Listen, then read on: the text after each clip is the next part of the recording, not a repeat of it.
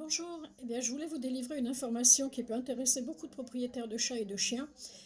J'ai la malchance, entre guillemets, d'avoir des bergers allemands qui ont des problèmes de peau, des problèmes de pyodermie, de dermatite atopique, etc., etc. Bien évidemment, le vétérinaire de ville est parfaitement à même de traiter le problème.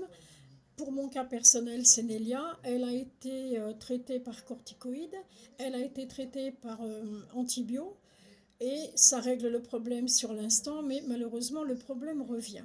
On lui avait fait des tests, c'était une prise de sang, il fallait envoyer le tube à un laboratoire qui se trouve dans le sud de la France, et ensuite on me proposait une désensibilisation. Bon.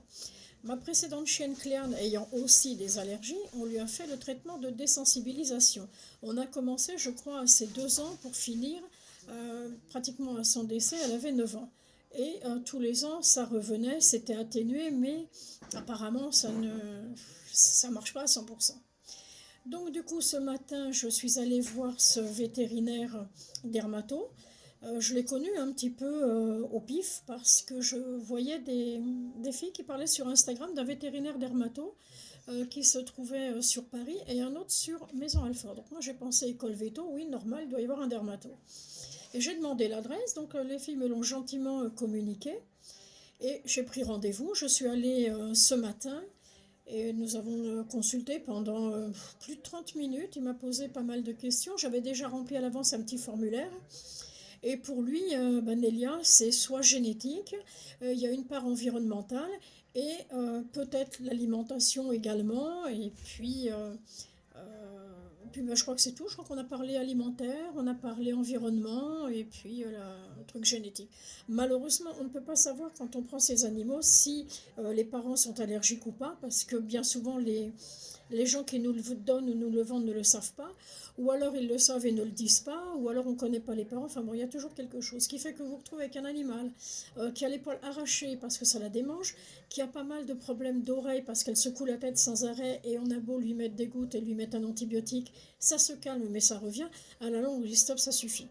Donc je suis allée voir ce vétérinaire, en plus qui est adorable comme tout, et qui m'a proposé donc évidemment une courte séance de corticothérapie, 1 mois d'antibiotiques, de changer l'alimentation de la demoiselle pendant 2 mois, de lui donner uniquement des croquettes bien spéciales, mais que ça. Même pas un petit bout de gâteau, même pas un petit bout de fromage, la pauvre Nélia. Bon, en même temps, elle m'a pris 5 kilos. Donc je me dis, c'est pas plus mal que des croquettes et tu vas perdre un petit peu des fesses, ma chérie. Donc voilà ce qui existe actuellement. Donc on va faire l'essai, on se revoit le mois prochain. Donc je pense que déjà la corticothérapie et les antibiotiques auront fait leur effet.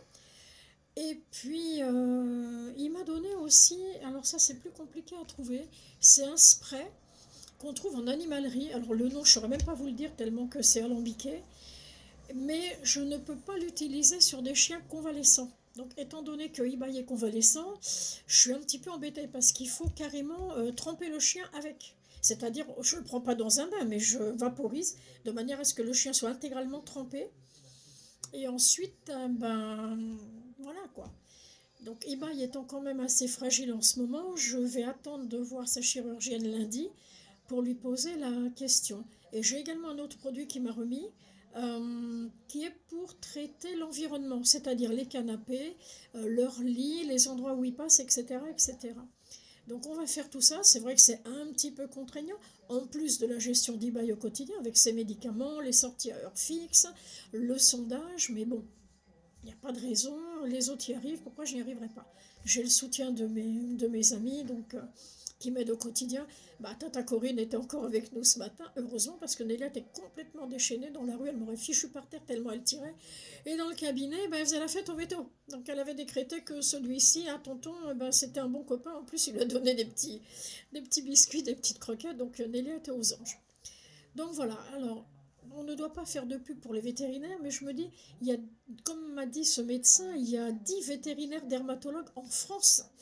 Et lui-même reçoit des clients qui viennent d'Orléans, qui viennent du nord de la France, qui viennent de Saint-Brieuc, qui viennent de l'Est. Enfin bon, il y en a très peu. J'étais étonnée. J'ai dit, mais enfin, docteur, pourquoi Pourquoi si peu de veto dermato?